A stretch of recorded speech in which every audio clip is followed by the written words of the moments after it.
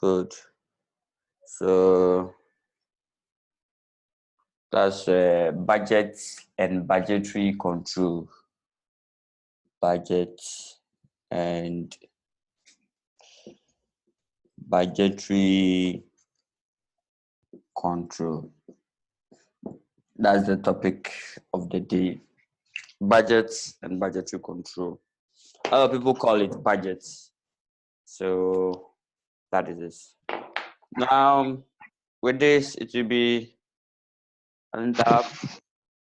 So take notes for me. I think I have to do my thing again.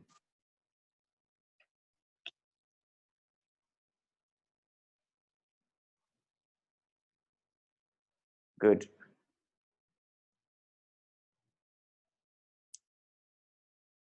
Okay, so what do you mean by budget? The word budget. Can someone define budget for me? Yes, the word budget. Yes, most of you have been using it. I've not budget for it. I've not. It's not in my budget. Sorry, I can't help you. It's not in my budget. My budget is exceeded, or my budget has reached its ceiling. So there's nothing I can do about it. So what is the meaning of budget? Any trial for me? Meaning of budget. Any trial for me? Meaning of budget. Okay. Now, budgets usually move with planning. So before I define budget, I have to define planning. So what is planning? What is planning? Planning.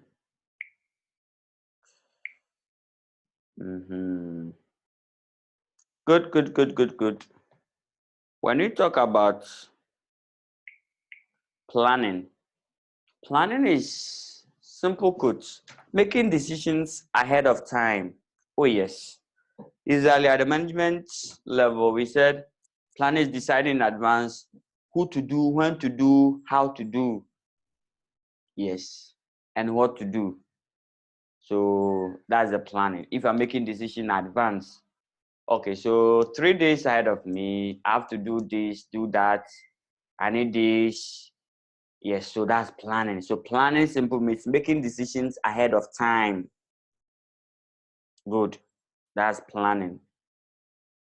Now, when I bring budget simply means planning expressed in monetary terms. That's the simplest definition. So budget refers to what? Planning expressed in what? Monetary terms. So if you are planning that the activities that we are going to do probably next week, so decisions for next week. Okay, so decisions or activities for next week. Good. Now, planning deals with advance. You're making decisions ahead of time. Good. So that's why I put next week there. Good. So let's assume that next week your activities. Okay. Next week you will probably go to the market and start for some food. Get some, okay. You probably go to the party. From party, you probably your activities for next week. Go to the market to start for some food, and then the same week there's a party there. The same week there was a church program. Okay, so you are planning your forthcoming activity. That is it. That's planning. Now, as soon as you start attaching monetary value, okay, so the amount that I should spend on food, should not be more than probably 580 Ghana cedis. Party, I shouldn't spend more than 100 Ghana cedis there. When I go to Lord Place, that's the church program, I should not spend more than probably 300 over there. So when I do this, now this one becomes the budget for next week. Have you seen? If this is what I'll do next week, whatever you think you're going to do next week, make plans towards it. And if you plan alone, this side alone, that's planning. So this session is planning, adding monetary value, adding money, how much it will cost you or how much you're going to earn. You can also put earnings. It's not only on what you're going to spend. Oh yes, you can also add probably what you're going to earn. You go to work. Probably let's assume that your work is like a consultant. So number of customers that you intend to receive. Okay, so your customers and then the work that you intend. So this one is the full day job. If I'm doing full day job, okay, then I have to not more than at least 1,000 Ghana cedis. Then the part-time, probably 200 Ghana cedis will do. These are what your budget for next week, the activities that you're going to do together with their monetary terms. So that is it. So that's a simpler definition for budget. The planning expressed in what? Expressed in monetary terms. Good. Now, budget simple means the decisions on the activities, the organization's activities in the forthcoming year or period expressed in monetary terms. So budgets, they are the company's activity or company's transactions, company's schedule for forthcoming period. Always budget is in advance, forthcoming period. Oh yes. You can't budget for what has already passed. No. You can't budget for the past. You can only budget for what? Future. So that is it. So they are your activities that think to take place next year, and then you are just planning towards it in monetary terms. Oh yes, planning towards it in monetary terms. Good. So now that we know probably the simpler definition for budget being the activities of the organization for forthcoming period expressed in monetary terms, activities of the entity or the company for forthcoming period. When we say activities, it is what refers to the operational activities, your transactions, what you are going to buy, what you are going to sell, the employees that you need, customers, everything that you do, the forthcoming, its equivalent item. So budget are activities of the organization for forthcoming period expressed in monetary terms. So that is it. Good. Now that we know the definition of budget, let's go straight to what you should probably know under it or what your exam focus is.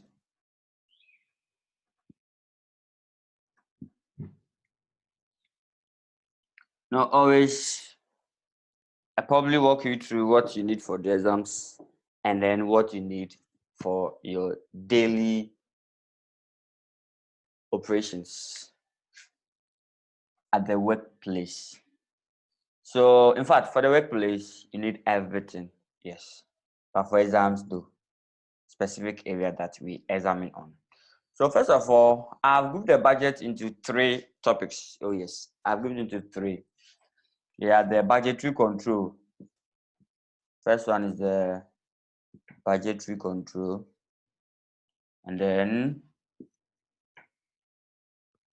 next one is the systems of budget. Normally they don't examine you on systems of budget. It's also called ways of budgeting or types of budgets.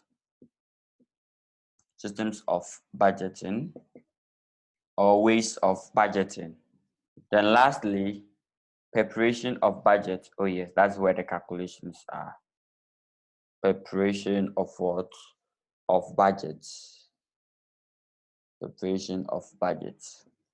Good.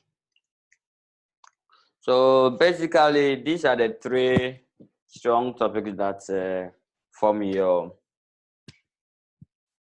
for your examination. So I will start. In fact, where you should pay maximum attention is this: the preparation, the calculation, how to get the budget. So I'll discuss the first two, and then I'll do more on the preparation of the budget.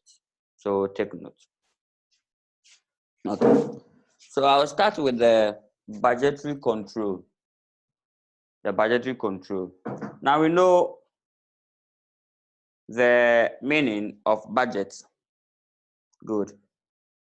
Let's see probably the importance or the objective of budgetary control, or importance of what? Budget. What do you think will be the importance of budgets? Importance of budgets. Good. Importance of budgets.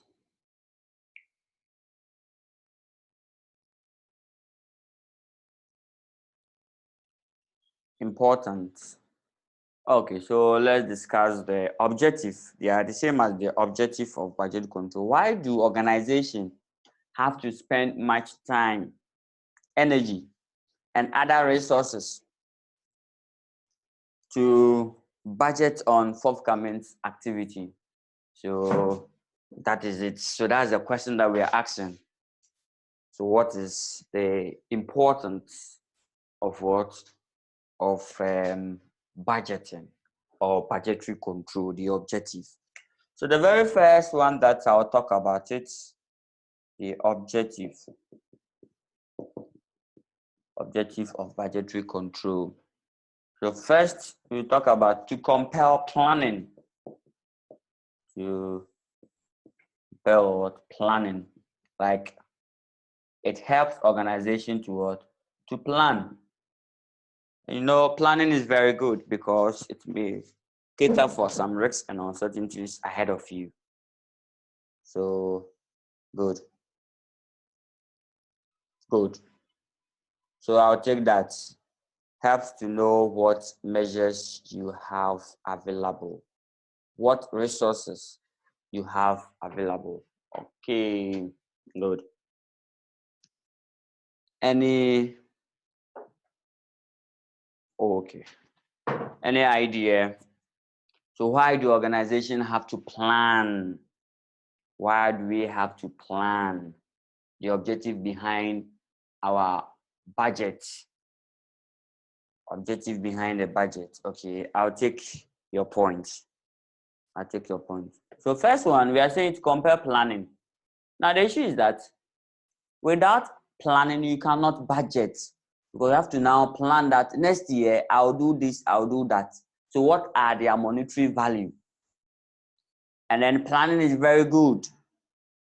Yes, because there's even an adage that if you fail to plan, then you are planning to fail. So planning will probably remove some uncertainties from the way. Yes. And then planning will probably help you to achieve the possible best from little resources that you have. Because if you don't plan, you might go and then waste the resources. So planning is very, very good. So in a way, budget will help us to plan. Yes, so that is it. Any other, in fact, you have to get like 7 up to 8 points. Oh yes. Why do companies plan, or why do companies what? Budgets. The objective of budget. Why companies have to prepare budgets despite the difficulty or despite the resources needed. So 2,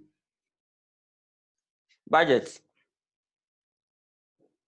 2, for decision making, right? So for decision making. Oh yes, decision what? Making.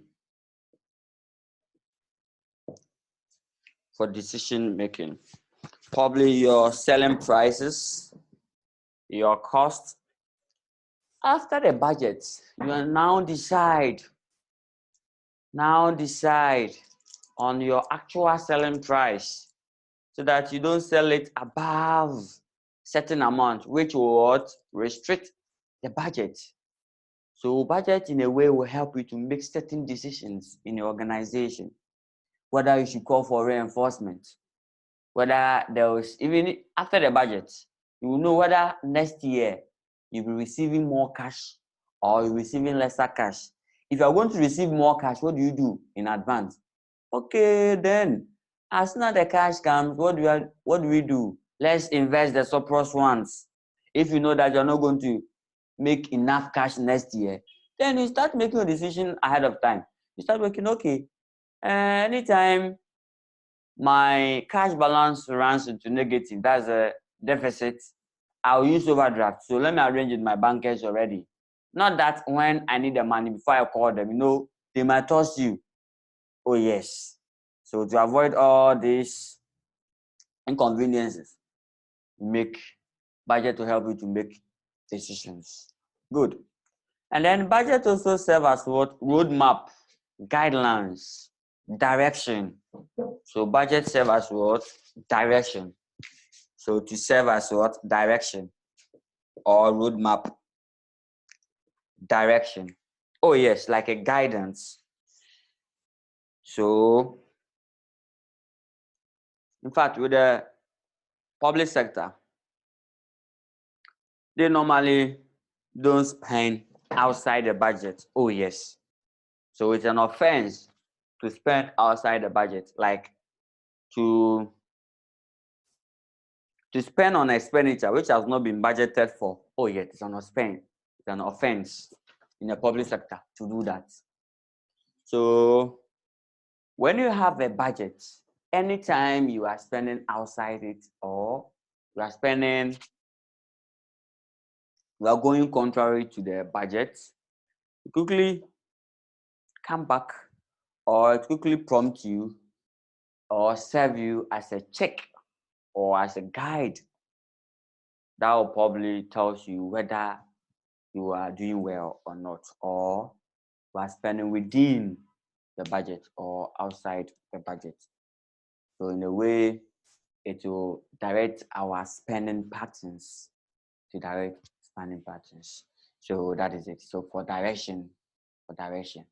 Other than that, you will spend and spend and spend and spend. If you don't have a budget, that's why when you go to the market, for instance, when you go to the market, especially, in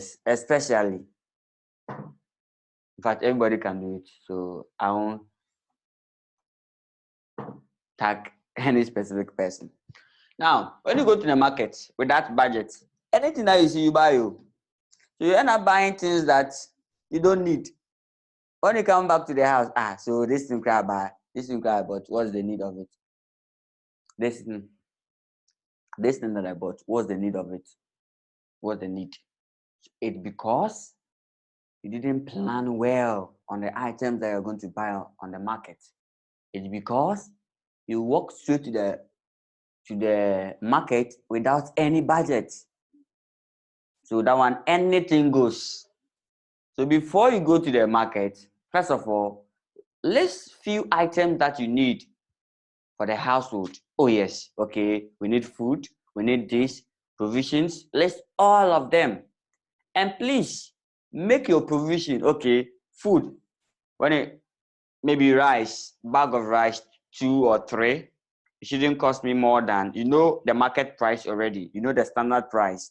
You know that normally I buy my bag of rice as, let's say, 250 Ghana cedis. So if I'm going to buy 2 bags for the rest of the year, then 2 bags will be 500 Ghana. Then you quote the 500 Ghana. Move on to the next item that you need in a house, like that. So when you go to the market, even if they are saying, I have a maize, is going for 1 Ghana cedi, and you think 1 Ghana cedi is the most cheapest ever, don't even buy. Why? Because it's not in your budget. As soon as you buy, it will reduce. It will not probably do not help you to achieve the objective. You may end up using someone's money or some of the items that you budgeted for, the amount to go and acquire for another item. So that is it. So serve as what? Direction. So kindly, my people, before you go to the market, you have some small list. And then the amount, not just list, the amount, how much you should buy. Not that you go to the market, now you are now going to scratch your head that, okay, should I buy 2 bags, 2 or 3, 10 cedis? No. Do everything before. So budget for it before going. Good, I'll take that. Someone said that to help allocate resources efficiently. Yes, so allocation of what? Resources. So allocation of resources. But you need more points. Allocation of what? Resources. Allocation of resources. Resources. What again? Good. For control purposes. Yes, for control purposes. For control purposes. Good. For control purposes. So the 5th point will be what? Control. For control purposes. For control. Yes, to control your expenditure. Yes. To control your expenditure. Control means anytime we mention control in our management studies, it means 3 items. 1, we are setting a standard or objective for ourselves. We are setting an objective, setting a goal, a target, or a standard. A standard. That's the first step in controlling. Second, we now measuring the actual. Measuring the actual. So you measure and then you record the actual. Oh yes, the actual. And then the last aspect of control, you appraise performance analysis. You compare the standard that or your objective to the actual and see whether there are what variances or whether there are differences, whether you've achieved your objective or if not achieved your objective. So you analyze for variances. So for variances, that's a performance analysis.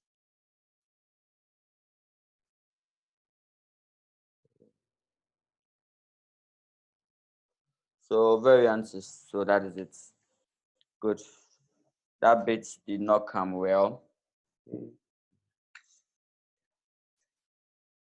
So the third one, that bit okay.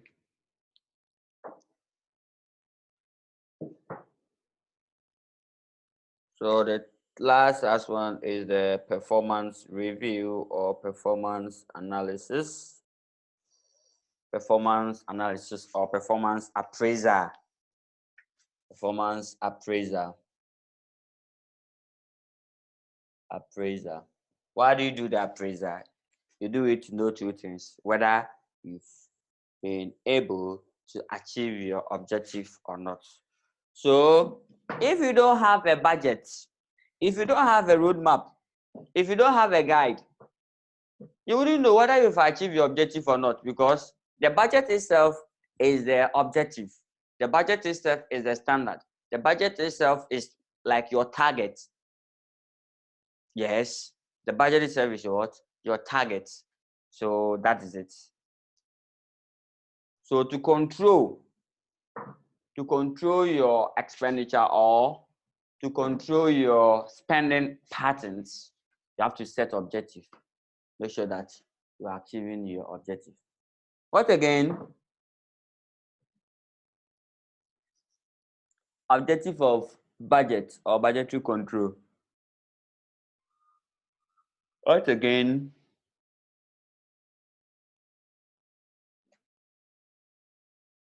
So to coordinate activities. So coordination. Let me continue from the other section. To coordinate what? The activities of the organization. Oh yes. To coordinate or to consolidate all the activities of the organization as a whole. So the 6th point, now probably for coordination. Yes.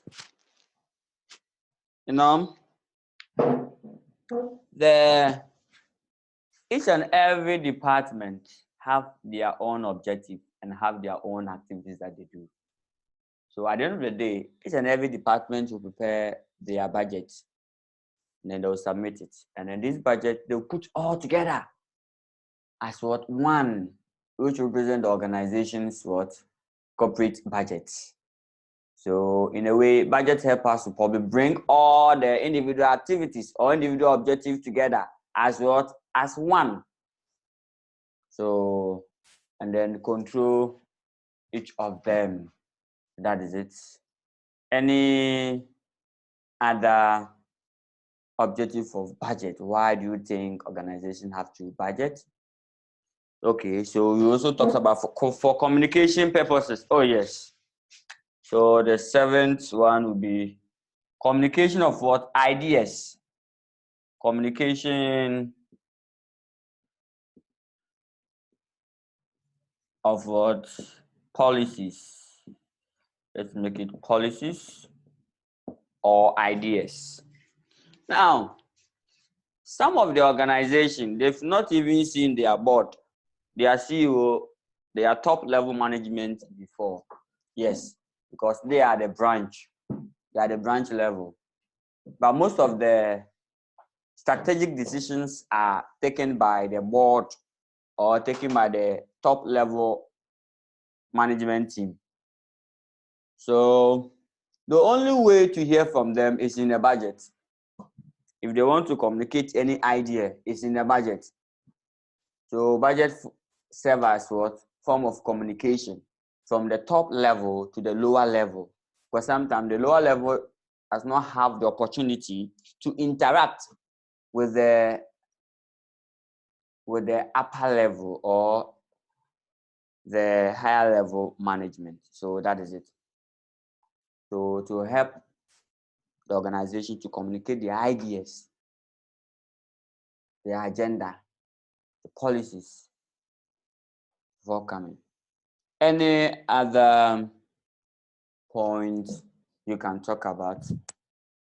So basically, this is what you should know about the important. You can also think about the other ones. If you have them, you can probably put them on the screen. I'll pick it up. Yes, I'll pick it up and then talk about it. Okay. Now let's move on. We are still under the budgetary control. Now the other aspect, okay, yes, I've left one important. Yes, motivation. So to motivate the employee. So budget serves as what? Motivation. Now explain to me, how does budget serve as motivation? How does budget motivate the employees? How does budget what motivate employees?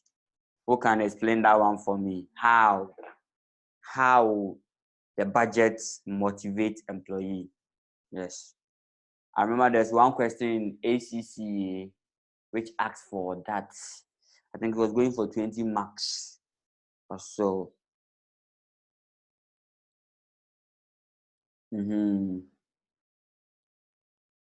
How will budget motivate your employees? Now let's start from a very basic angle. Assuming that you are working with your, let's say, little child, and then you have given him a load on his head. He's carrying something. And then you told him that, okay, let's go. The next junction, I'll pick the load off your head. So won't that guy be happy? You'll be happy. Now let's take another instance. The next day you are going, you place the load on his head. He didn't tell him where exactly you are going to pick the load.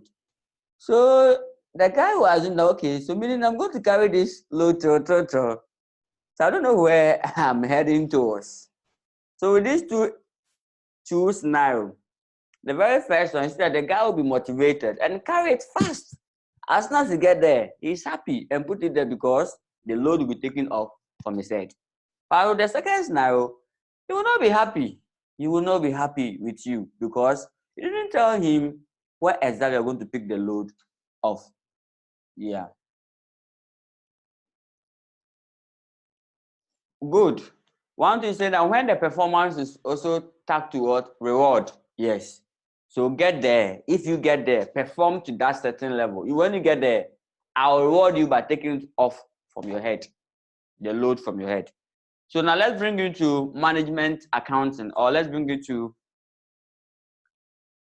book. Now, when the organization have a budget or objective, normally they will link your bonus, or there will be some kind of reward when you be able to achieve your budget.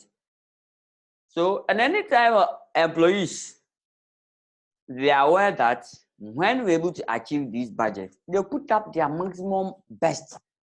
They feel motivated because there's some reward ahead of them. So they put all their hope, all their trust, everything, their energy, their capacity, do well to achieve it so that at the end of the day, they will get their reward. Even if there's no reward, they are still happy. Whether there's reward or not, they are still happy. Why? Because they know where they are going. If you know where you are going, you are happy. You are far, far better than you don't know where you are going. Like in the morning, you just wake up, start driving, don't know where you are going. You drive until your fuel got exhausted. You top it up and still continue.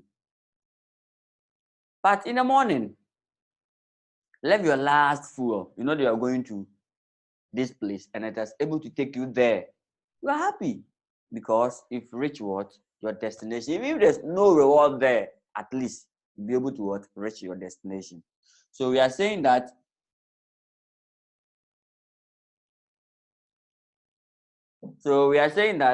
budget will motivate the employees to put their maximum best. Why? Because they know where they are going. They know the task, or they know the activities ahead of them. And then so that when they come to the organization, they don't need to go and ask their boss questions again. They know the roadmap. So they go straight to it and start the execution. So that's it. Any question?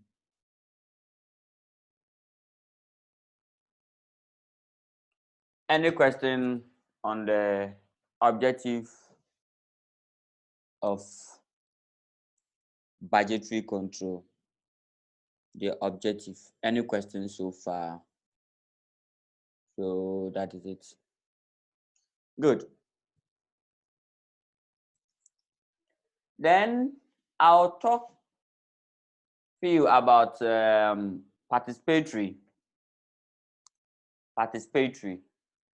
or behavioral aspect of budgeting. How does organization or people in organization, that's the workforce, behave towards budgets? Who even set the budget? How? That's the behavioral aspect of budgeting. how did the organization behave towards the budget, or the inputs of the budget, how does the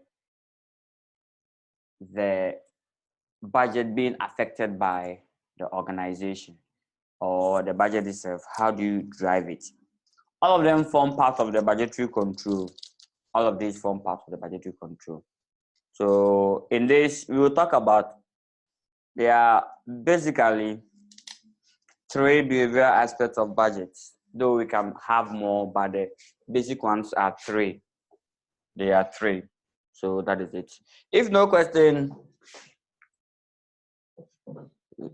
you go in. Good. So with that one, the very first one is the top-down approach.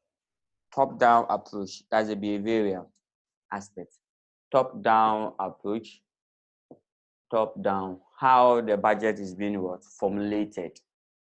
The top-down approach, as the name suggests, top-down. Here, the corporate budget is being formulated by the top level organization, by the board of directors, by the high level management team. They formulate a budget for the entire organization, and then they will just impose it on the lower level. So it's also called imposed budget. You are there, and then they'll just ask you, bring the budget for forthcoming. Your input wasn't considered. No, you were there, and then they said that, okay, this is the budget for the entire organization. So you have to go by it or comply with the budget. So that's the top down. You can also call it imposed. Imposed. Then we have the bottom up. Oh, yes.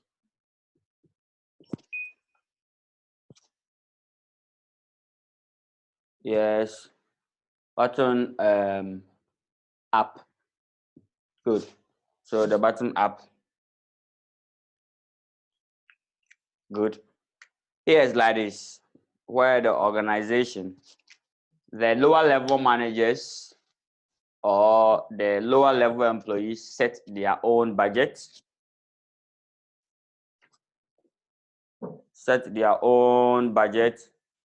and then the top level have to just approve. Here, the lower level or the employees will set their own budget. The budgeting preparation or the formulation process will be what? Will be handed over to the lower level managers or the employees. That's the delegation. The top guys will delegate that function to the lower level employees, and then they will probably formulate their own budgets. So just that after the formulation, the top level will have to approve it. Yes, so that is it. Good. And all of this, you should know there are advantages and then disadvantages. So take notes of that. Then finally, we go to the involving or participatory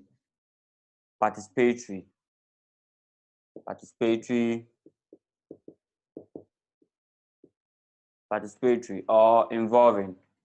Yeah, I normally say that they will sit in a round table, both the lower level and then the upper level or the top level. They will sit together and formulate the budget together. So that's the involving. So these are the three behavioral aspects of the budgeting process. Good. So you should know the advantages and disadvantages of all these three. Top down, it will let the top guys control their employees or maintain their authority. Oh yes, maintain authorities and still hold up to the corporate goal or the corporate objective. Yes, because if you leave it to the junior level, they may end up bringing their own objective that may move contrary to the corporate objective. So still the corporate objective will be intact when the top guys formulate the budget. I hope you get that. Good.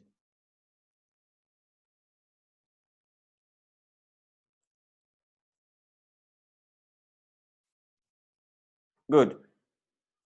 Then the disadvantage with the top-down approach is that the disadvantage is that the employees may boycott it because they will feel like they were neglected when forming the budget. So they won't even put up their maximum best, because when you are forming the budget, you don't know me. Now they want to leave with the execution.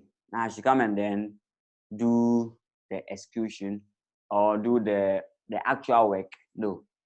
So they won't put up their maximum best. So it's like form of some demotivation. Oh yes. It will demotivate them. So that is it. Then let's go to the bottom up, where the employees are allowed to formulate their own budget, just that it must be approved by the top level management. With this, it has a lot of advantages. One of them will be motivation. Oh yes, it will motivate the employees.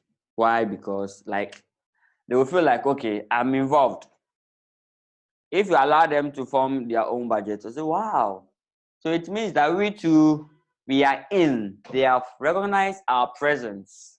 Yes, our importance, so that they are giving us some of the strategic management role to play. So they will feel motivated. And anything that, in fact, any decision, any policies that you form for yourself, you will try to what? You try to accomplish it because you form it for yourself. Nobody is telling you to do it, because you know what is good, because they are on the ground. They are doing the actual work. So they have the better idea of how the activity should be carried on. So when they form the budget, that budget will be what? Will be very, very good. And then they will achieve it easily because they are on the ground. They don't know what is going on. Yes. You are just sitting at the head office. We are sitting at the head office. You don't know what's going on at the various branches. The grassroots. Yes. That's what the politicians will say, the grassroots.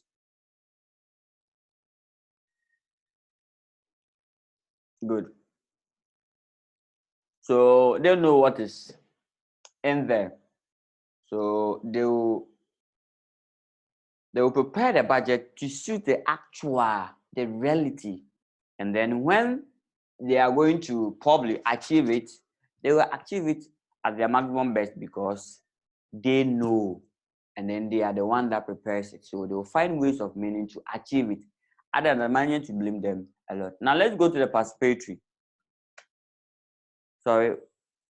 With the bottom, the only issue with that one is that if you leave the employees to form their budget, they may end up bringing their own objective, which may go contrary to the organizational objective. Oh yes, because normally the top level organization or the board of directors understand the objective of the organization. They understand the ideas of the organization. Yes. So if you leave the employees to probably make decisions for themselves, you may be there and then they will tell you that the company has been sold to another company. So everybody should pack, everybody should leave. So that is it. Now, when I go to, you can think of the other advantages. Oh yes, there are more, and then there are other disadvantages too as well. So you can think of that one. You can put yourself in when they allow you to form your own budget. If you're a lower level manager, yes, or if somebody have to prepare the budget and come and impose it on you, what are the various challenges and then the advantages? Now with the participatory, that one, both the upper level and the lower level, everybody comes together. So probably that's the democracy, right? Yes. The lower level bring their opinion. and then the upper level to bring their own, sit down together, and then agreed on one budget, and then they will prepare it and then bring it out. So with the participatory, it is involving everybody will get involved. You will not leave it to only the lower level, and we will not also leave it to only the top level. Everybody come together and let's do it, because together we can achieve what good. So what do you think will be the advantages here? Because here, in fact, it is the best one because everybody will be satisfied. Oh yes, everybody will be satisfied. Yes, with this, because you get varieties of opinion. Varieties of opinion. Yes, varieties of opinion. So that is it. Varieties of opinion. And then the advantage will be that probably slow in decision making. Yes, when I want to decide. Because always there will be some level of opposing. When the lower level brings something that will help their stake, the upper level will oppose it. And then bring something that will also help the upper levels stake, the level will oppose it, and then to drag the budgeting process or decision making process longer. So that is it. I hope you get it well. But overall, the participatory is good. Yes. So that is it. Good. So now, basically, I'm done with the budgetary control. Good. Now I'll go to the systems of budgeting. The systems of budgeting. But there are more that you have to read about it. Yeah. But read for your daily operations. Read for your daily operations. Now let's go to the systems of budgeting. Systems.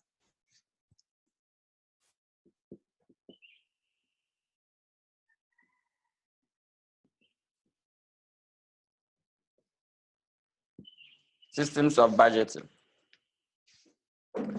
All ways of what? Budgeting.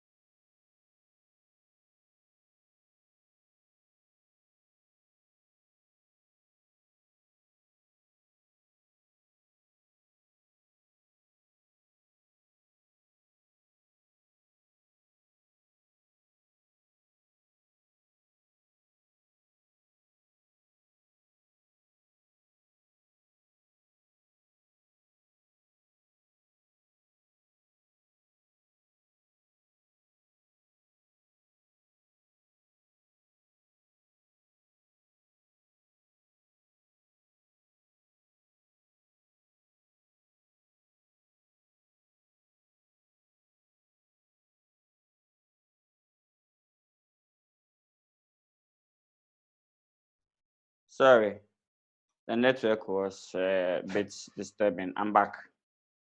Yeah. I hope it's okay now. Let me know if it's okay now, so I can probably proceed to the systems of budgets. Good. Now, systems of what? Budgeting, ways of preparing budgets. Ways of what? Preparing budgets. There are several ways. Just have to be familiar yourself with it. Know probably the advantages and then disadvantages. Important, what is it? And then you are done. Yeah, for your studies. Please, your paper. Your examiner normally don't bring theory, reading. No, it's interesting in the calculation, but I just want you to appreciate very basic or few theory under the budget. In fact, the budget is a very broad topic. If you should tackle them and go probably into detail. So that is it. So just familiar yourself with the theory. Yeah. Just that your question your questions are centered on calculation. That's the last step. That's the preparation of budget, how to prepare the budget itself. Yes. Because your question is financial reporting, planning and analysis. You have to you have to plan for us. So this is the planning aspect. The planning aspect, that's the budget. You have to prepare it for us. So unlike the introduction, where that one we have to walk you through what is planning, the theory. No. Your financial reporting paper is what? It's a computation. It's a calculation paper. So take note for us. Good. Okay, so let's see the various systems of budgeting. The various systems. So we can also talk about the traditional system. That's the incremental based budgeting. So incremental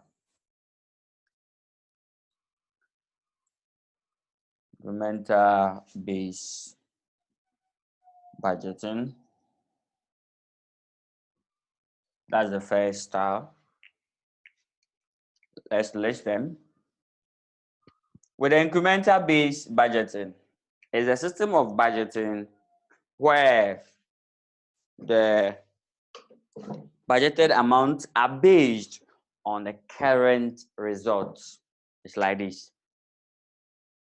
We are in 2020, and now companies are preparing their budget for, they've started the budget process for that of 2021. So with incremental based budgeting, that's a traditional style. Yes, that's a traditional style. So if 2020, you are going to budget for 2021. So this is a budget period. Budget period. Good. Now we are going to stand in 2020, the current year, and then budget for 2021. This style is what you mean by incremental. Now let's assume that sales for 2020 is, let's say, 4,000. And we know that inflation or our sales will probably increase by 10%. Okay, so 10% on this will give us 400. So sales for 2021 should also be what? 4,400. Yes. So it's a system of budget where the budgeted items are based on the current year's results. We base it on the current year. If you want to determine the budgets, the budgeted items, please just stand in the current year and then you only allow for what? For changes in value. Are they going to increase or decrease? That's all. If it's going to decrease, you just add the changes to it. And then that's it. Good. That's the incremental style of what? Budgeting. But it has a lot of difficulty. It's so simple, easy to understand. The figures are already given. So these are the few advantages that we have with the incremental. It's so easy because the base is there. You don't need to do any work, no extra. It's not that expensive, no. Because the base is there. If this year our sales is 4,000 and we are preparing sales budget for 2021, we just ask ourselves, will it increase or decrease? We just allow for the increment, the changes in the value. That's all. And we top it up. Good. It has a lot of disadvantage or a major challenge. The great challenge is that if we stand in 2020 and then budget for the 2021, it means that if there was an error or mistake in arriving at this figure, you also carry it here. That mistake will be transferred to the next period. So errors, mistakes will find its way into what? The budgets if the current year financial statement contains what? Mistakes or errors. Oh yes. If there's a mistake here, it will find its way. Good. What again? And then the great challenge is that it does not allow for risks and uncertainties. Yes, because you don't know what will happen in 2021. Imagine that when in 2019, when they were preparing 2020's budget, would they know that there will be coronavirus in 2020? No, nobody. But if they have based their budget on 2019, which was a very good performance, because that year there was no pandemic, so their performance was very good, very great. If they based on it and budget for 2021, what do you think will happen? It will be very vast. Now that you're not going to work, 2020, only few companies have worked, not even fully, for just beginning part of January. February, March, April, there's no active business going on. So it means that if there's any uncertainties or any risks ahead of you, you cannot cater for it. So that is it. Now let's move on to the next type. So these are the traditional. This is the traditional one. The next one will be the modern, the advanced one. That's the activity-based budgeting. Further, let me go to zero-based budgeting. That one opposes the incremental base. So let me start with the zero-based first. Zero-based budgeting.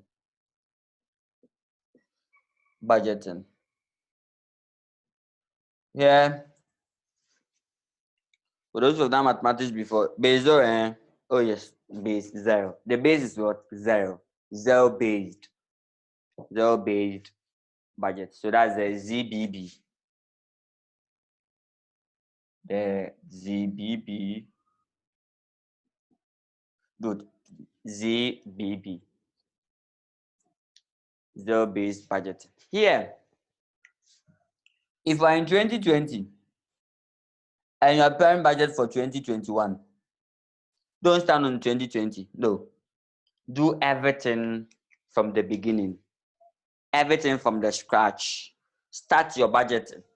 All the items you're going to buy, start from the beginning of that item. So if you're budgeting of sales, don't depend on 2020 sales. No, go to 2021. Ask yourself, what will be the activity? What will be my programs? What will be my agenda, my objective in 2021? What will be the items? What will be the work that I'll do? So that what will be my capacity? What will be the unit that I'll produce 2021? Okay, my unit in 2021 will be, let's say, 4,000. What will be the actual selling price over there? Then, so with the zero base, the entire budget is being started from where? From a scratch or from zero base. Don't go and tell the examiner that zero base. So if I see zero base, I'll become annoyed. Yes. Put a scratch. Start from all over again. Do the work again. Don't base your answer on 2020's 4,000 and say that he'll be 4,400. No. Do everything afresh. Go into the year. Forecast what will happen there. Is there any risks on something there? Take it into consideration. Is there any risks that we are likely to face in 2021? Is there any opportunities there? Take all this into consideration. And that's the zero-based budgeting. How we get that? So you can say zero-based budgeting is a very good type. Yes, a very good type. Because it will cater for the risks and uncertainties. If there's a mistake here, it will not be repeated here. No, mistake committed here, committed in the current year, will not find its way into what? The budgets. Because you are not dependent on the current year. You are doing everything what? From the scratch. Good. Then we have the activity-based budgeting. Activity-based budgeting, ABB. So ABB. ABB. If you say this one continuously, it will turn to ADB. Oh yes. If you say this continuously, it will turn to ADB. Meanwhile, it is what? ABB. Activity based Oh yes. Here the base is there. Here the base is what? The activity. Budgeting. ABB. Good. Now with this type of budgets, the overhead costs are based on our activity level. So it depends on the work that we are going to do. If we know that we are going to spend much work, we are going to do a lot, the work that we are going to do in 2021 should tell us our overhead cost. Unlike the traditional style where we don't consider the work that you've done, we only consider the volume, the unit produced. So that is it. For those of you who have done activity-based costing before, you can appreciate the activity-based budgeting well. So that is it. But for this class, you don't need the calculation of this. No, for this class, you don't need a calculation. So take note for me. For this class, you don't need a calculation for your exams, purpose of your exams. Good. So that is it. Okay. The next one I'll talk about it is what? Activity based. Fixed rolling budget. Yes. Rolling budget, flexible budget, all of them. So rolling what? Budget. Yes, rolling budget. It's like with this, you prepare the budget in stages or in periods. So I'll prepare probably quarter one, quarter two, quarter three, quarter four. It's in quarters. What do I do? So I'll publish them. So anytime we are done with quarter one, I can probably bring quarter one and two. Good. I'll bring quarter one and two first, or I can bring all of them. So I'll come and then roll off the period that we have exhausted or we've ended. Just ending period will be rolled off. And then I'll bring another one, maybe quarter three in. When I'm done in quarter two, I can just come and then cancel quarter two and bring quarter four. Yes. All this is a way of what? Incorporating risks. Why are you waiting? Okay. So when I finish quarter one, I'll probably know more about what's happening in quarter three because you give me more reliable guide to guide me that my quarter three and four are safe or secured and budget on it. It will allow me to make changes quickly. So if companies, let's assume that for 2020, your budget, the budget that you are preparing for 2020, you are using the rolling type. So it's in quarters. So by the end of March, the end of March you prepare it already. So for quarter one and two, you prepared them already. But for quarter three and four are not yet in. So by the end of quarter one, by the end of March, it will tell you how the year will go, how the rest of the quarters will be. So that when you're going to budget on the rest of the quarter, you will take into consideration the current situation. Now, if you take 2020, for instance, you take into consideration the coronavirus pandemic. Oh, yes. So that one, it will allow you to allow for all uncertainties and risks facing your organization. But if you prepare 2020 budget in 2019, the entire year, full budget from January to December, all the budget has been prepared already in 2019. It means that in this era, this risk and uncertainty, if not catered for it, so take note. That's a rolling budget. We also have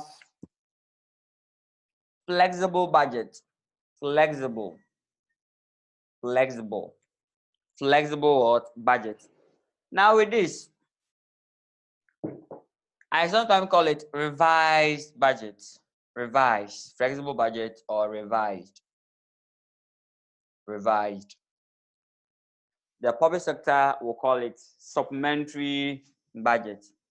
But for the public sector, they cannot revise the original budget. They have to prepare what you call a supplementary budget. Now, what is the meaning of the flexible budget? Let's assume that when you're in 2019, when you are preparing the budget for 2020, so you're in 2019, so 2020 budget, we stated that our sales, I don't know, we are is it Airbus or any business at all. We budgeted our sales. We are going to have sales of 200 million, 292 million Ghana cedis. That's the sales that we budgeted for. Let us know 2020 has gone to the end. Something unique happened, like the coronavirus, which will render our original budget impossible to achieve it or impossible to perform. Oh yes, because something has happened which goes beyond your control. Yes, so it has rendered your budget impossible to achieve. So what do? Can we, let's assume that the actual, because of the coronavirus, the actual sales that we had was 2 million. This is our sales revenue for the year because of the coronavirus. In fact, we only worked for January. That's all. And January, we had 2 million in January. The rest of the month, we shut down. And now we are not working. So our sales was 2 million. So actual sales. The question is, can you compare? When you're going to compare 292 to that of 2, there's what? A difference of 290 adverse. You can't tell yourself that you perform bad. No.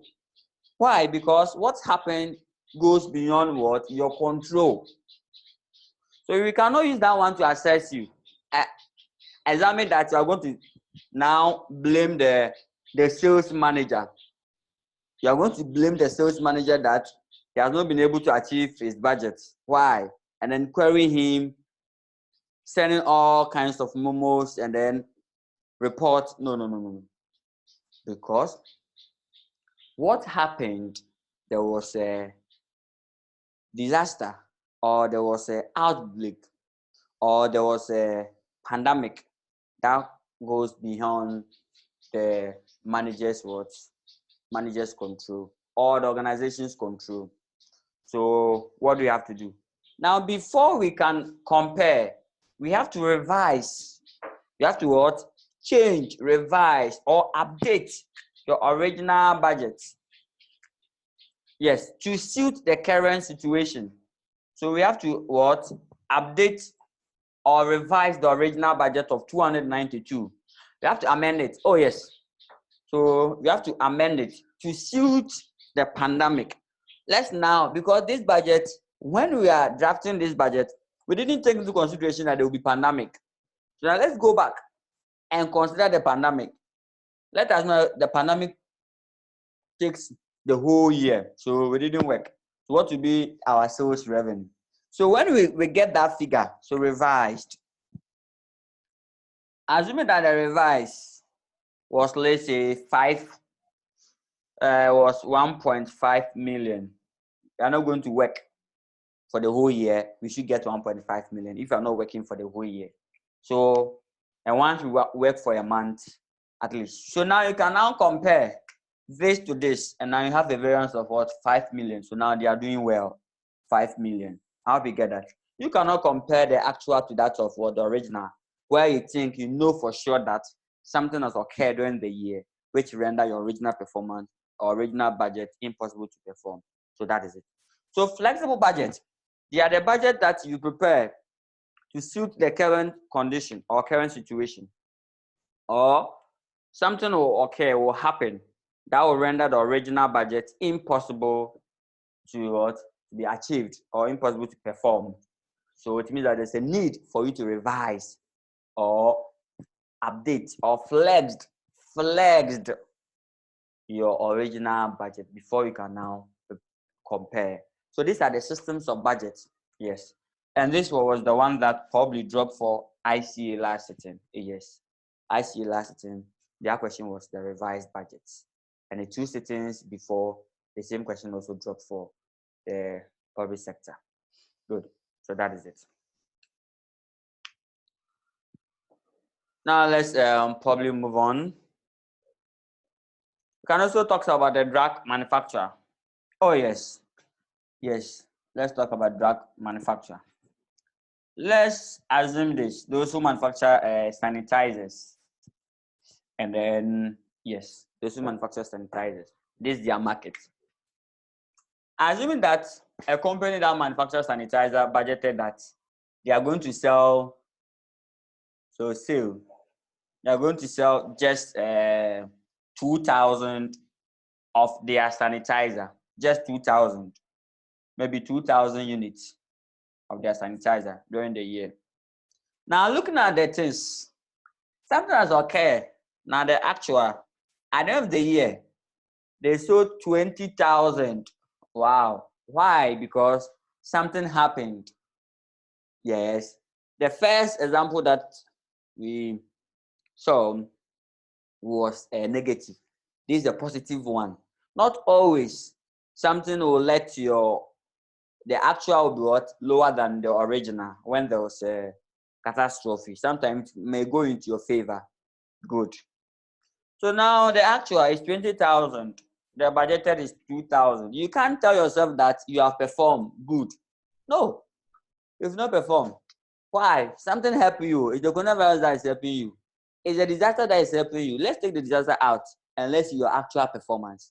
What do? So before you can compare the performance, you have to now prepare a new budget, a revised budget.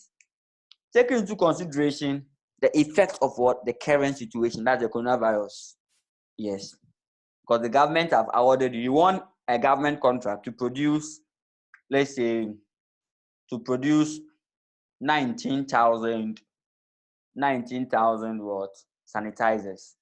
Okay, so it means that the actual one that you sold was just 1,000. No, you sold 1,000 because your sales was just January. Plus this, you are making what the 20,000. So it means that, in fact, if you should revise the budget, if you're taking the government own out, your actual performance is what is 1,000, which was very bad.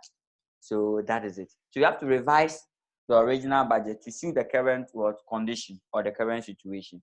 So that is it before you can compare. So take note. So take note that assume that you are going to the market. If budgeted that you are going to buy a bag of rice during the holding period when they were about to announce the lockdown for the part of the country, went to the market and said that your rice that's normally you buy it at least 250 Ghana cedis, the 50 kg. You go there and they said, okay, now it's 350 cedis. Meanwhile, you budgeted for you budgeted for 250 Ghana cedis. But luckily for you, you place some extra money somewhere. So you end up using that extra money to cater for the increment.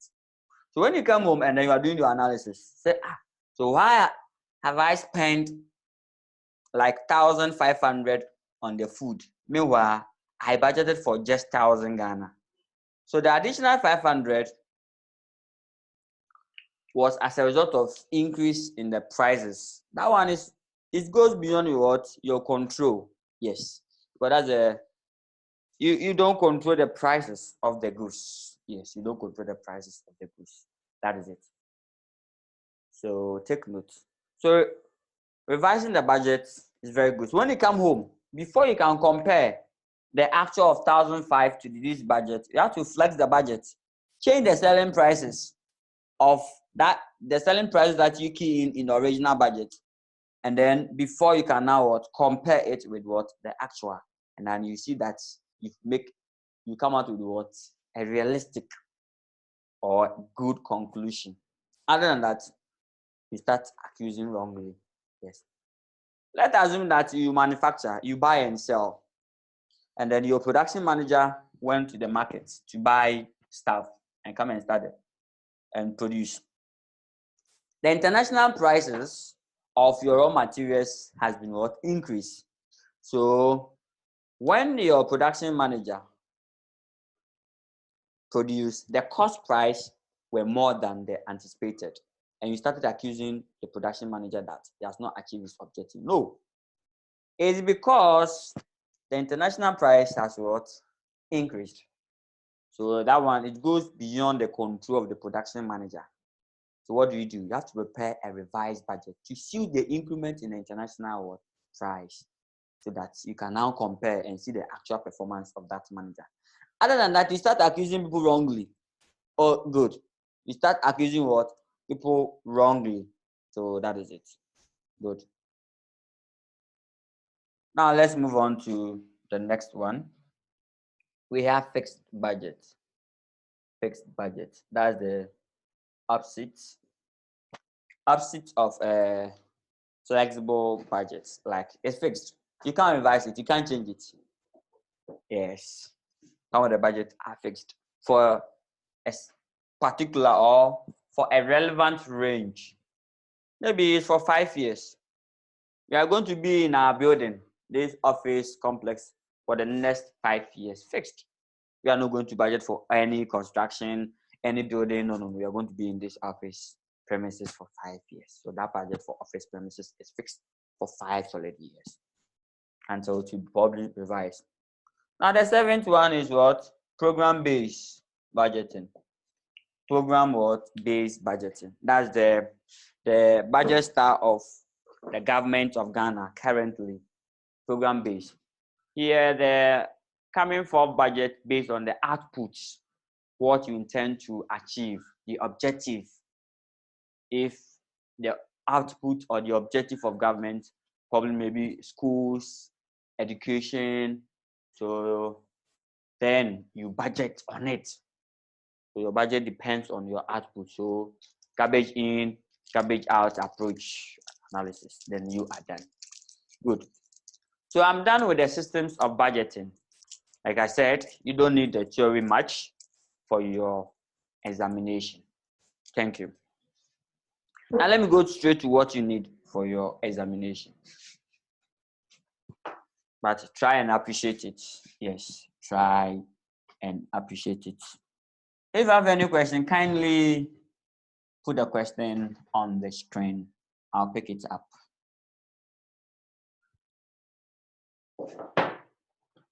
Okay, so preparation of budget.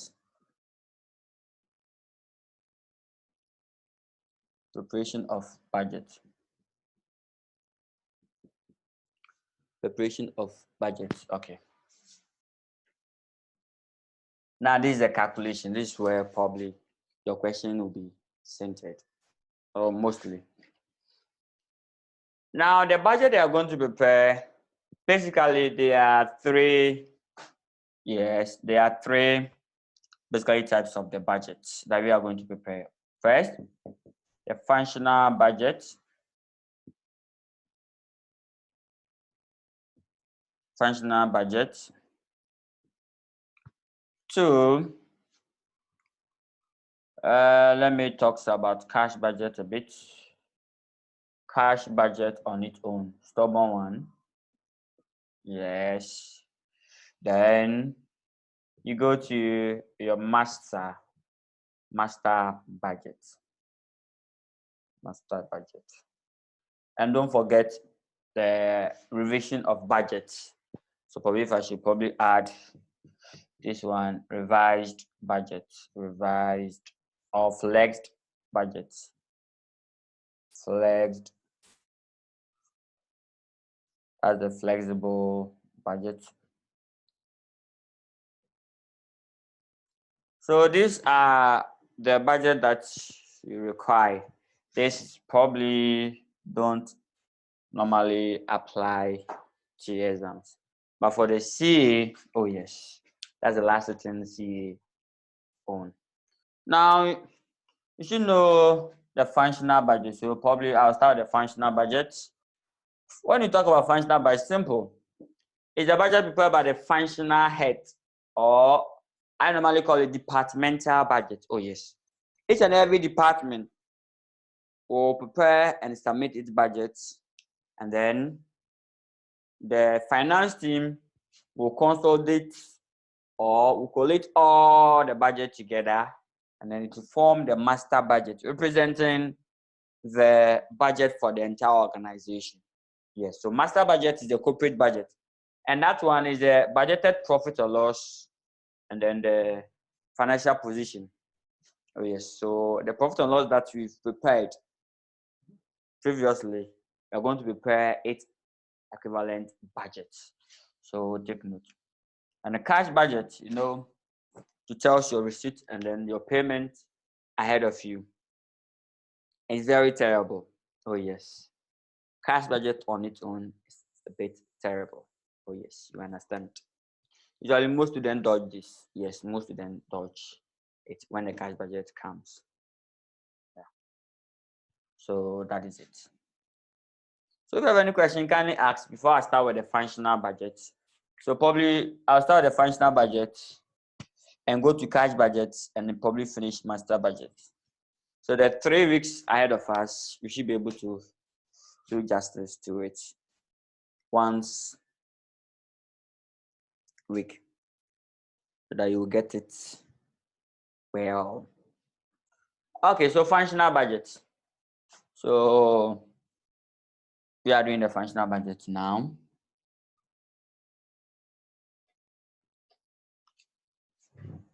Functional budget. Now, when you mention functional budget, it's a department. So name the department for me. So the department. So all of them will prepare their budget. So we have sales department, right? Okay, so we have sales budget. Sales budget. That's a unit and then value. Good. Then what department again do we have? Production, eh? Oh yes, production department. So production department. So we have production budget. Production budget. Then what again? The department that we have in your organization. In your organization, your department. So production. Production department will still or prepare what you call material usage. Material usage budget. And then the procurement department, they also prepare material purchases. Oh yes, that's the purchases budget. So material purchases budget. Purchases budget. So 1, 2, 3, 4, 5. What again? Material purchases budget. So from the material usage, then the labor. Oh yes, the HR. HR2 will prepare the labor budget. So the labor budget, they should tell us the hours and then the value. Probably they have to link with the operations. They will link with the operations. So for next year, how many hours do you need for our operations? Okay, HR manager, please, we need 200 hours. Okay, don't worry. Let me see if currently, look at the level of our workforce. Can they work for 200 hours next year? If not, let's probably employ or schedule for overtime for next year. And then the value. So HR, kindly tell us the value, the 200 hours. How much are you going to pay them? And then sort of good, the pay system. Line 6. Overheads. You have to also budget for overheads. The overheads. What again? The department. R&D, research and development, also bring their own. Machine. Oh yes, you have to also budget for your machine, your machinery.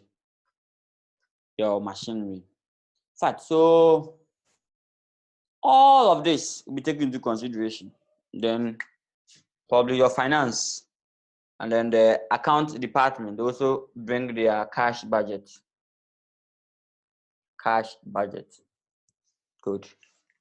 So that we will consolidate all this together and then to form our master budget. So this is the budget that we are going to prepare. Good. So before I start with this, let's assume that we are a manufacturing organization. So we have all this. Yes, we have to go through all this budgetary process. Now, everybody tell me, which of this should we budget on it first? Which of these items should we budget on it first? Should we start from sales, production, or should we start from cash? Cash budget. Should we start from overheads? Should we start from material purchases units? Where should we have to start from when we are starting our functional budget? Which of them should we budget on it first? Though everyone have to prepare your budget. Sometimes, not even sometimes, your budget links. Okay, so Pascal is saying that sales, I'll take that. Me, I'll start from labor. Or what do you think? In fact, tell me where you will start from.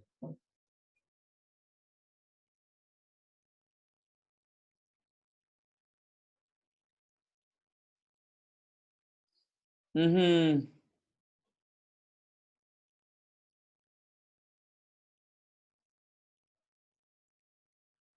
Good. V, give me your point. If you can type plenty like this, then I need your point. V. Good. So sales, production, right? Okay. So in fact, any answer is what? Valid until what? Final marking scheme is reviewed. Where are you going to start from? Sales, production. I'm saying labor. In fact, you can choose any, because some of the budget depends on the other. Oh yes, it depends on the other. For instance, if you want to go and buy raw material, and let's assume that your customer, they don't sell to you on credit, and cash is not there, if you like, let the employees have the energy to produce, but the raw materials are not there, just because cash is not there. So which of them do you have to budget on it first? Good. So this box on to a concept in budgeting that we call it principal budget factor. Principal or budget factor. Principal budget factor. Budget factor. Principal budget factor. It's a very important concept in budgeting. So before you prepare your functional budget, you have to go through that one first. Principal budget factor. In fact, it's a factor or resources that place a constraint or challenge or that limit or prevent us from achieving our objective. In short, it is the resources that we don't have it in abundance. That is it.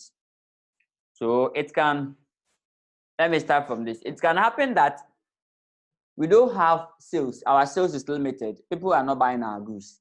So even if we go and produce plenty, at the end of the day, plenty will be left, and then you waste your resources to produce and people are not buying. Good. So that's the sales. It can also happen that people are there, demand is high, but you can't produce. The maximum that you can produce is 1,000. Oh yes, that's your capacity. That's your maximum production capacity. If you like, let 100,000 customers come together, but pile themselves in front of your warehouse or your shop. You can only sell 1,000 because you can produce the 1,000. Let's assume that, in fact, all these things, they are there. Material. You don't have the raw material to produce. Your raw material can only produce 200 units. So what do you do? Now purchases. Cash is not there. Now labor. Human beings are not there. The workforce. Whether they're machines, technology. Your machines, technologies, and then the labor, together with the labor force, They are not, they don't have it in abundance. They can only produce a limited number. None of them are what? Unlimited. So what do we do? So identify the limiting factor first. So if you think sales is your limiting factor, please budget on it first. And then the rule or the principle is that as soon as you identify the limiting factor, that's the principal budget factor, budget on that one first because that's your limit. If you think you have 5 employees, budget on what they can produce first before all the other budget depend on it. Yes, so that's the principal budget factor. So you identify that one first, and then all the other budget will depend on the principal budget factor. So the principal budget factor concept states that you have to identify the limiting factor or the challenge, and then we will budget on that one first. And any other budget depends on the principal budget factor, or depends on the principal budget or the first budget. So I'm going to list some few industry or few organizations. When I mention, then you tell me their principal budget factor, what you think they lack. Some organizations, they lack, in fact, everything they lack. They lack sales, they lack production, they lack material, they lack labor, they lack overheads. Yes. But we have the specific ones. As soon as we mention this organization, everybody know that this is what will be their major lack or the resources that they don't have in abundance. So let's start from a trading company. So I'm starting from what? A trading company. A trading company is what? It's a company that buys what? And sell. So trading company. You don't manufacture. You go and buy your goods straight and come and sell. The retailers. Good. So retailers, the wholesalers, not the manufacturer. Good. Now tell me, what do you think will be their major challenge? So let's list the challenge in order. What will limit them? Their major challenge. So a trader. Any idea for me? Any idea? So for trading company, trading company, what do you think will be the challenge?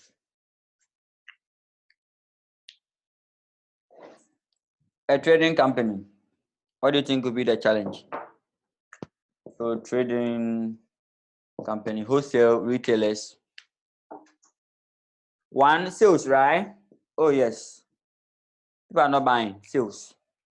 So that's it, sales. What again? Company that buys and sell. Probably the goods are not there. Some of the goods are scarce. When you go, you can't get it. So that's purchases, right? Purchase of materials or purchase of goods or inventory. So purchases. A trading company will go and buy, but a manufacturer will produce. So this one is a street for a manufacturer. Yes. Liquidity. Trading company.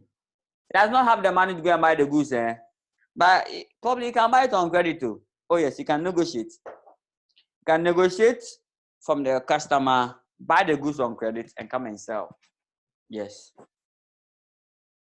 So liquidity might not. Liquidity. Except for if the customers are not taking, they are not accepting credit and then they need cash. Yes, then it will be a factor because there's no money for you to go and buy the goods.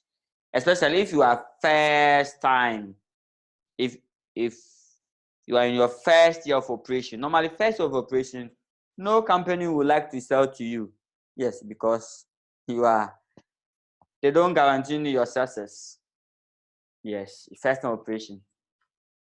But if you have a good credit score or you have a good will, you'll be operating for long.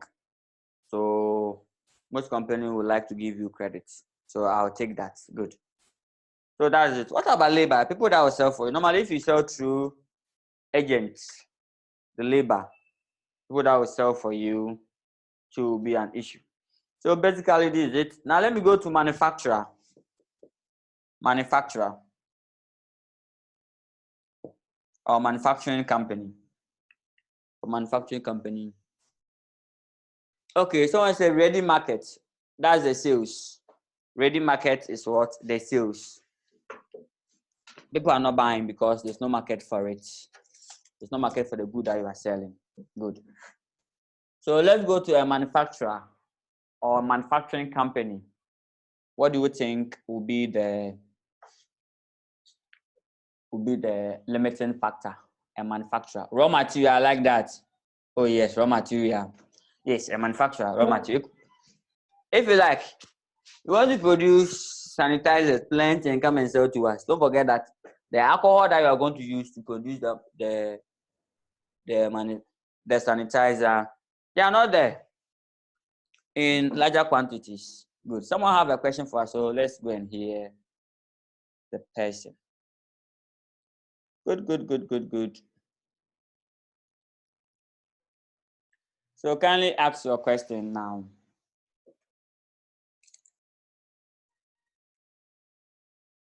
Hello. Mr. Sifas, I saw your hand up.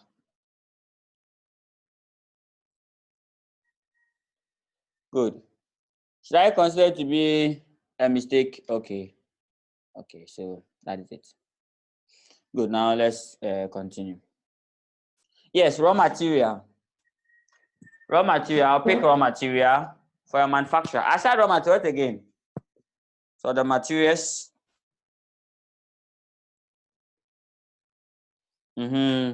That's one. A manufacturer. So aside raw material, they don't lack anything. Those that produce and sell. Labor, okay. Labor. So when they produce, they don't sell their goods, eh? They don't use technology, machines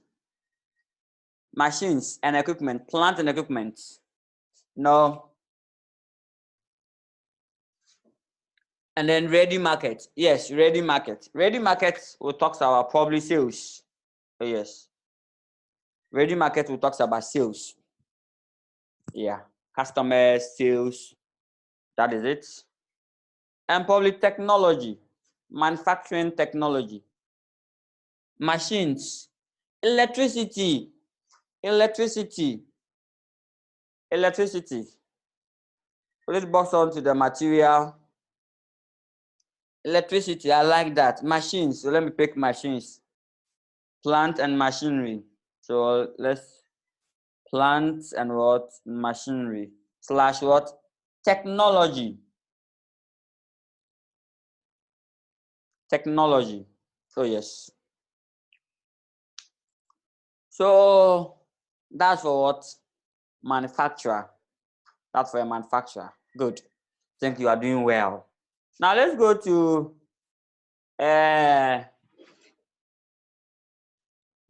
financial institution. Yes, bank. Let's go to financial institution. So let me do that one here. Financial institution, bank. Yes. So now I am in your area. So tell me your key challenge.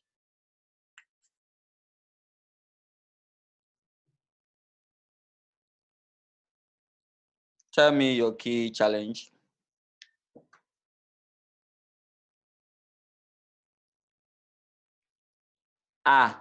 Bank, financial institution, sales. Okay, sales. I'll pick that, but just that we will call it what? Customers, right? Oh yes.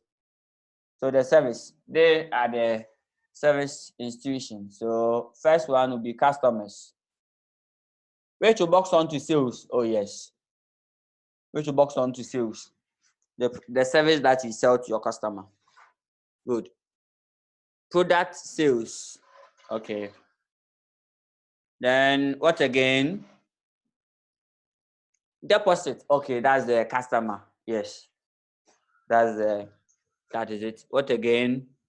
Yes. What is lacking the banking industry? The banking industry. What is lacking them?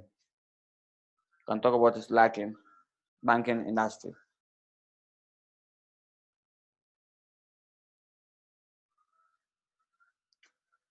Do more. What is that one? Banking industry. Dumso. Dumso, wow. That's electricity. Okay. Good. Labor. Okay. Probably you pick labor. Okay. So labor. Yes. Labor. So I'll pick labor. What about technology? Yes. Look at how your industry is growing in terms of advanced technology. Oh, yes. Advanced technology. So I have to talk about technology. Then non-performing loans inefficiencies. So that one is caused by inefficiency. Yeah. That one, good. Then what about facility? Bank facility. Your facility that normally put up, that's your building, you operate in your environment. Your facility, your building, your environment. Normally, banks are very, very, very, very crucial about it. With the ones where they can get what? Traffic. Where a facility that can get traffic, that's a location. And then the building itself, let's assume that your banking hall can contain only maximum of 50 customers at a time. And a day, you want to budget on customers, and you're saying that I want 100 to, let's say, let's assume that I want 200, I want to serve 200 customers a day. But your facility can serve what? Only 50. So even if 200 comes, that's why you can see a lot of queues, most of the banks, especially the commercial bank, when you go to the rural areas. Yeah.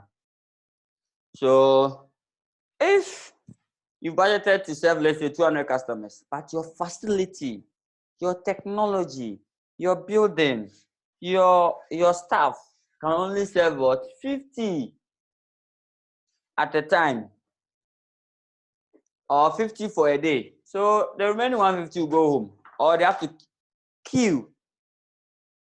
So that is it. Good. So that's for a financial institution. Wow. I like how you are responding. Good. Let me see. Space, location, technology, all of them are good. Now the last one. Let's take education. Oh yes. Let me also come to my own. Education. Good. Education. So if you take about education, like schools, training centers, professional training centers, vocation. So what do you think will be our challenge? School. Yes. Location, but it doesn't matter. Location. Eh. Take teaching materials. Okay, I'll take that. Teaching materials. But school, our major challenges for the student too. Quality of what? Teacher. Okay. School. Our major challenge is what? Student too. Oh yes, student.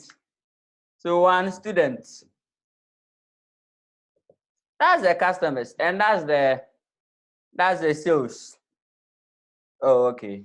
Oh yes, because some of the class when you go is some way. 2, 3, 4. Then the teaching materials. So teaching materials. Some of the school does not have the teaching materials at all. Probably due to what? Technology. Stubborn students.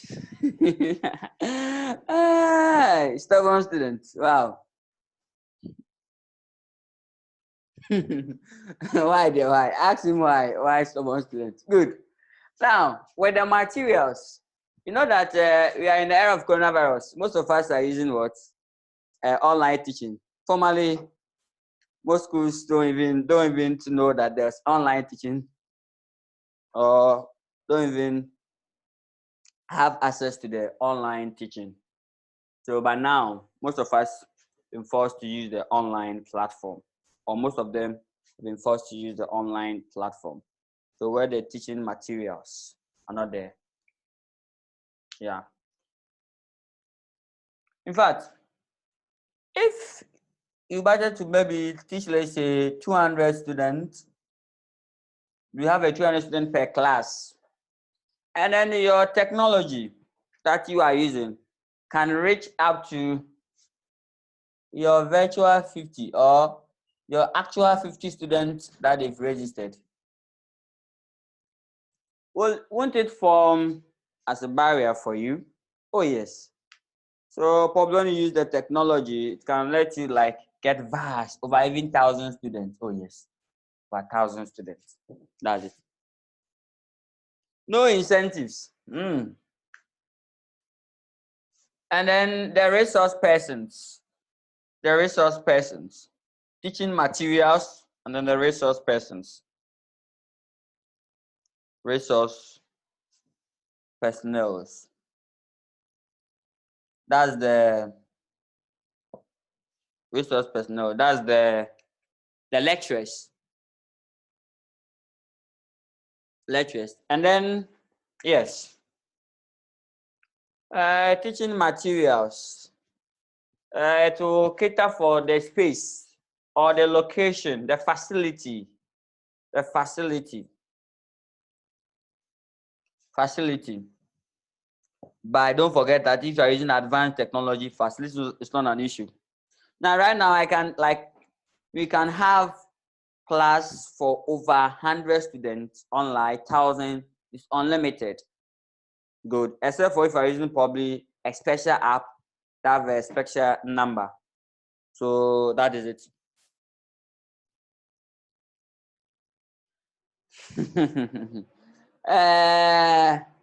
That one is a secondary matter. So that is it. Okay, now let me end here. Now I think you have grabbed the concept of the principal budget factor. So if you are owner of a school and you think students are your major challenge, you budget on the students. Okay, me, I'll use a classroom. I'm expecting just 50 students. Okay. Then I'll go in for a classroom. I have to get a 50 materials that can, which will be enough for what 50 students.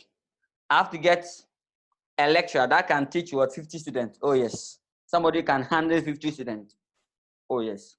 And then I have to get a space that can contain what the 50 students. That is it.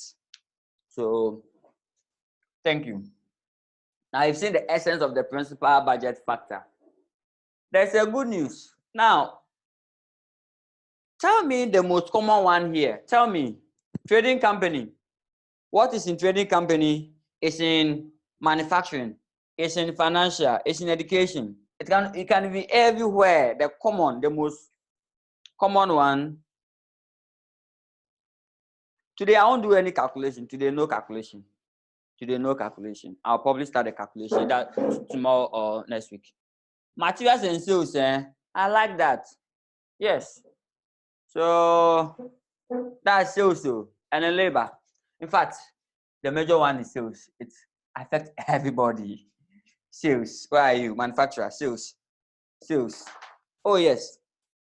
Sales. It normally affects everybody. Yeah. Yes. So sales has been designed to be the most common one. That does not mean that we don't have the other ones. So take note. So most of the exam question and exams, mostly the examiner have already chosen it for you. They've already picking it for you to be the principal budget factor, and then we'll give it to you in the question. So in exams, when you see sales, if they ask you to prepare the functional budget and the sales in the question, they've given you their budgeted sales, their anticipated sales, it means that that's the level, that's the limiting factor. That's the maximum amount that they can sell. Then all the other budget that we are going to ask you should depend on it. I'll be get that. Good. I like that. So that is it. Good. So question time. Now I'll upload the assignment and then I'll share the material with you. Kindly, when you get the material, kindly try question 7 and question 8 for me in advance, even though I've not started anything. Oh yes, just try. Yes, so that is the end of the functional budget. Now what left is the calculation, how to prepare sales budget, all the one that I listed them down, how to prepare.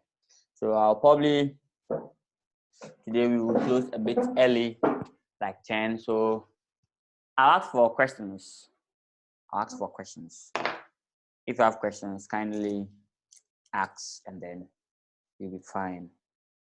Question time. For your question, the cash budget,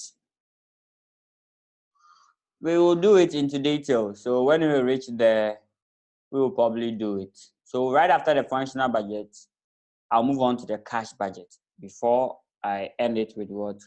Functional budget. So that is it. So I think when we get there, I'll do that. Now this is the material. You don't have it. I'll share it with you. So this is what we are going to use for now. Okay, there's a question for me.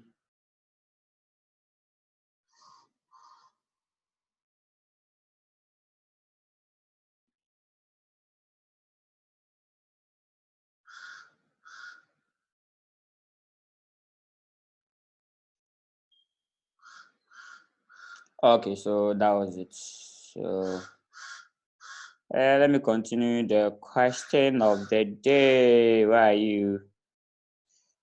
Now let's see what we can do. Good. Another question again. Let the question come. Let the question come. Let the question come.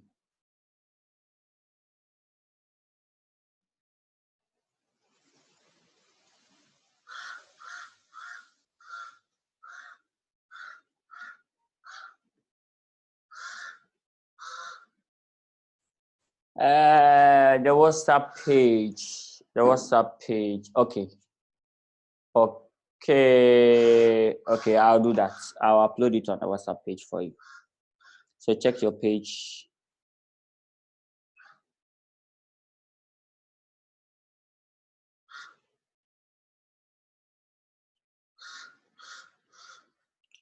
What is this Minecraft?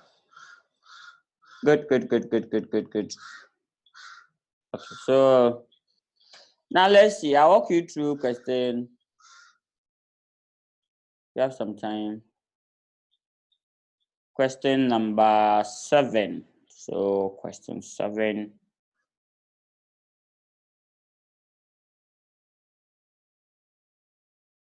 Question 7.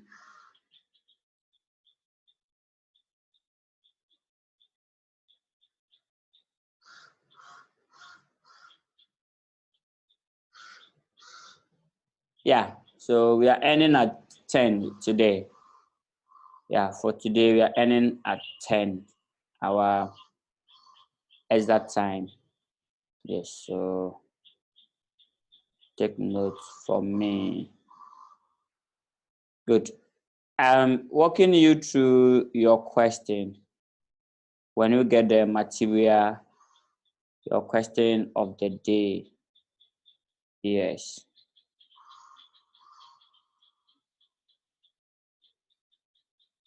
So just go to question 7. That is ICA November 2014 past question. Oh yes. So question 7, where are you? Question 7, where are you? Okay, question 6 is here. Question 7 is the next one. Hey, what happened?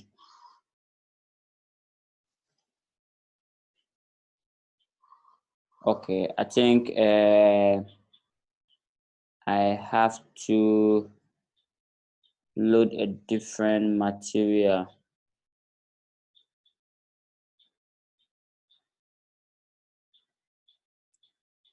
Good, I think I have to upload different material, cash budget.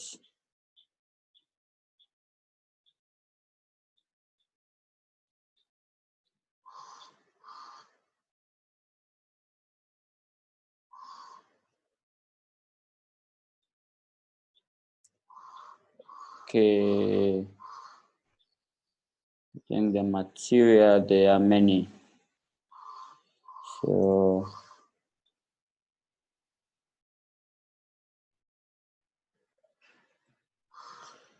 let me upload them. Because this is what I used for last sitting. Last sitting, the question was on cash budget. So all the questions were limited to cash budget. I limited the question to cash budget. But I have the full questions here where I can easily go through. And the question that I want for you will be here. Oh, what is going on?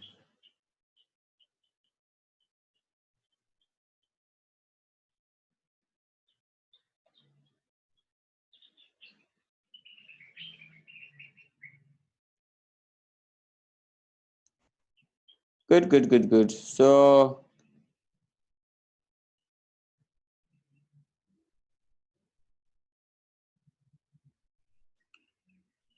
okay, so I will do that. I will forward the question to your mail and then upload it to the WhatsApp page too. So kindly expect it and then we're fine. So when you get a question, please try the question 7B. Yes, I'll go through and then you'll be fine. If I have any question, kindly ask and then we do justice to it. So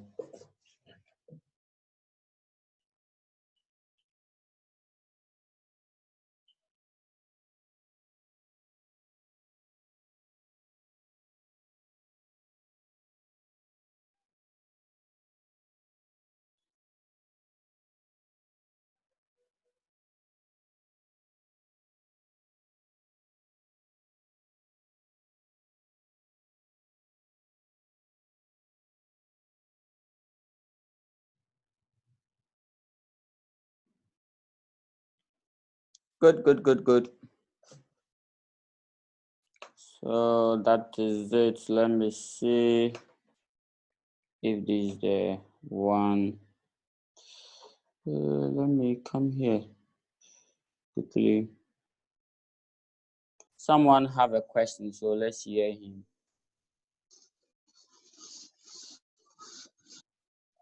Yes, Mr. Sivas, you can ask your question now. Good.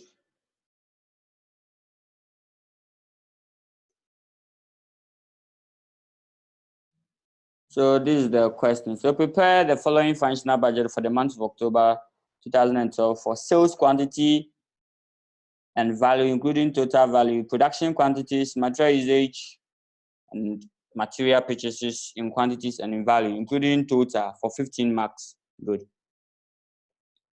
This is the C. Now the B one is what I probably want you to write up for me.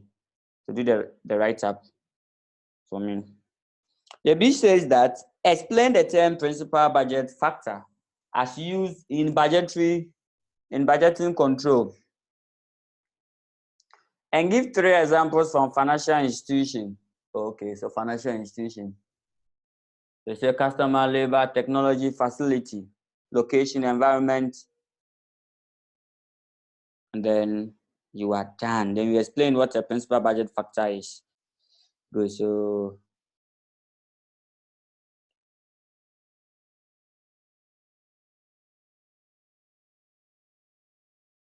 okay.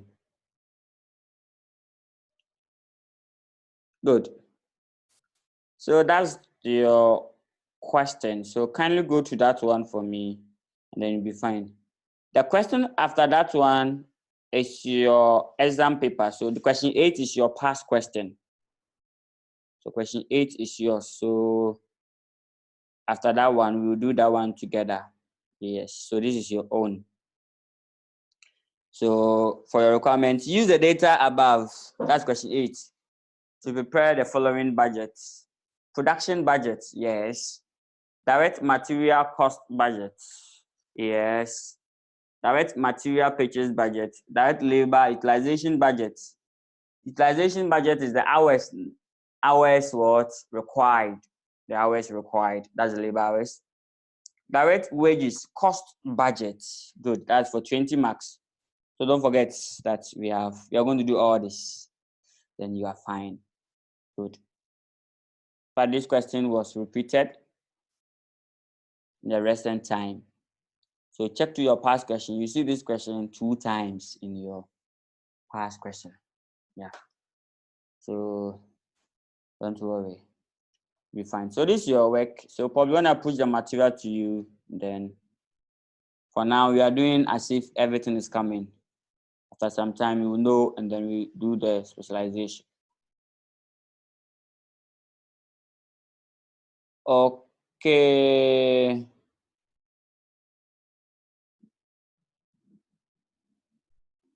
Oh, sorry. I think